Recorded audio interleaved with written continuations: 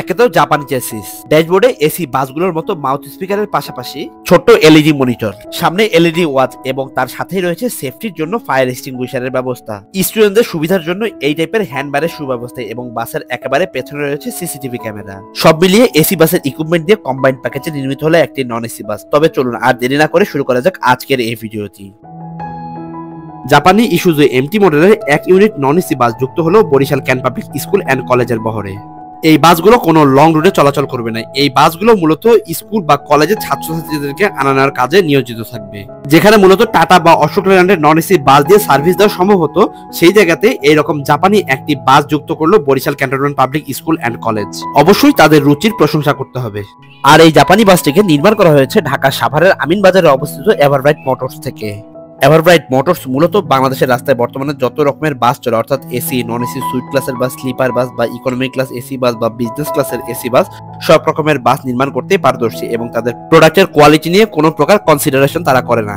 ইস্যুদুর এই চেসিসগুলোর উপরে নির্মিত বাস দিয়ে অনেক কোম্পানির নন এসি বা কিছু কিছু company economy class AC bus বানিয়ে বিভিন্ন লং রুটে যাত্রী সেবা দিয়ে থাকে। ইস্যুদুর এই চেসিসগুলোতে যে ইঞ্জিন ইউজ করা হয়েছে সেই ইঞ্জিনগুলো turbocharged intercooler direct injection 6 cylinder বিশিষ্ট ডিজেল ইঞ্জিন। এই চেসিসগুলোর ফ্রন্ট এবং রেয়ার হুইলে সেম একই রকম সাসপেনশনের ব্যবহার করা হয়েছে, অর্থাৎ সেমি ইলিপ্টিক্যাল লিপ সাসপেনশনের পাশাপাশি hydraulic double acting telescope shock absorber এবং স্টেবিলাইজারের ব্যবস্থা রাখা হয়েছে। এই চেসিসগুলোতে সার্ভিস ব্রেক, পার্কিং ব্রেক এবং এক্সজস্ট ব্রেকের সুব্যবস্থা রয়েছে। এই চেসিসগুলোর লম্বা সাধারণত 10,820 মিলিমিটারের মতো হয়ে থাকে, অর্থাৎ 10.8 মিটার লম্বায়। যে বাসটির সামনে দেখতে পাচ্ছেন, এই বাসের যে সাইড বডি রয়েছে সেখানে একেবারে নরমাল অর্থাৎ ক্লাসি একটা শেপ দেওয়া হয়েছে, আর পেছনের দিকে অর্থাৎ ব্যাক বডিতে বেশ ভালো মানের কাজ করা হয়েছে এবং উপরের দিকে একটা ছোট্ট ক্যামেরাও রাখা হয়েছে।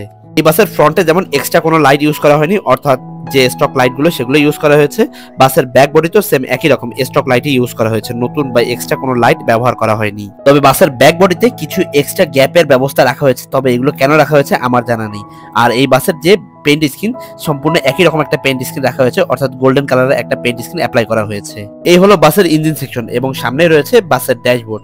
মূলত বাসটিকে কন্ট্রোলে রাখার জন্য যাবতীয় সুইচগুলো এবং বিভিন্ন যে মিটারগুলো সেগুলো এই জায়গাতে রাখা হয়েছে। ড্যাশবোর্ডে একটা মাউথ স্পিকারের ব্যবস্থাও রাখা হয়েছে, তবে এইরকম মাউথ স্পিকারগুলো মূলত স্লিপার বা সুইট ক্লাসের বাস বা হুন্দাই এই টাইপের এসি বাসগুলোতেই দেখা যায়, নন এসি বাসে খুব কমই দেখা যায়। আর এই জায়গাতে একটা ছোট্ট মনিটর রয়েছে যার মাধ্যমে বাসের পেছনে লাগা ক্যামেরা দেখা সম্ভব।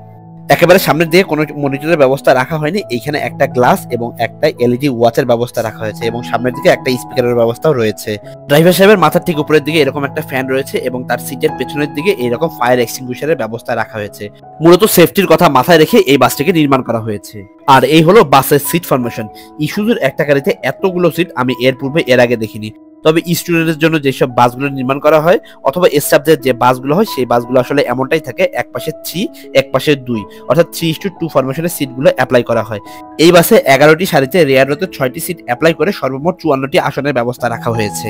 এত ছোট ছোট সিট, তবুও প্রত্যেকটি সিটের সাথে নেক পিলোর ব্যবস্থা রাখা হয়েছে, তবে এগুলো তো হালকা ফাইবার দেওয়া হচ্ছে, খুব একটা নরম নয়। আর হেড রেস্টের ব্যবস্থা নেই বললেই চলে।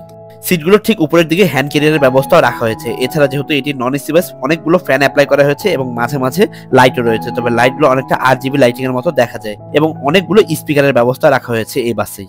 3:2 ফরমেশনের সিট অ্যাপ্লাই করার কারণে মধ্যবর্তী রোতে জায়গা অনেকটাই কম রয়েছে। আর ঠিক উপরের দিকে এরকম হ্যান্ডবার রয়েছে যেগুলো ধরে স্টুডেন্টরা ভ্রমণ করতে পারবে দাঁড়িয়ে দাঁড়িয়ে এই বাসগুলোতে। বাসের ভেতরে যে লাইটগুলো অ্যাপ্লাই করা হয়েছে এই লাইটগুলো সাদা হলো, তার চারপাশে RGB কালারিং লাইটিং এর মতোই বেশ কয়েকটা কালার অ্যাপ রয়েছে এই লাইটগুলোতে। তবে এই বাসে যে সিটগুলো রয়েছে সিটগুলোর মাঝখানে একেবারে লেগ স্পেস নেই বললেই চলে। তবে যেহেতু স্টাফ বাস বা স্টুডেন্টদের বাস, সেই দিক দিয়ে চিন্তা করতে গেলে মোটামুটি বেশ ভালো মানের কাজ করা হয়েছে এই বাসগুলোতে। এই বাসগুলো মূলত চলাচল করবে শর্ট রুটে, যার কারণে হয়তোবা এইভাবে অর্থাৎ সিটগুলো এইভাবে নির্মাণ করা হয়েছে। তবে যেহেতু জাপান চেসিসের উপরে এরকম বাস নির্মাণ করা হয়েছে, তার জন্য অবশ্যই প্রশংসার দাবিদার Barishal cantonment public school and college. আজ এখানে শেষ করছি, আবারও দেখা হচ্ছে নতুন কোনো ইনফরমেশন বা ব্লগ ভিডিও নিয়ে। ততক্ষণ পর্যন্ত সবাই ভালো থাকবেন, সুস্থ থাকবেন, শুভ বিদায়।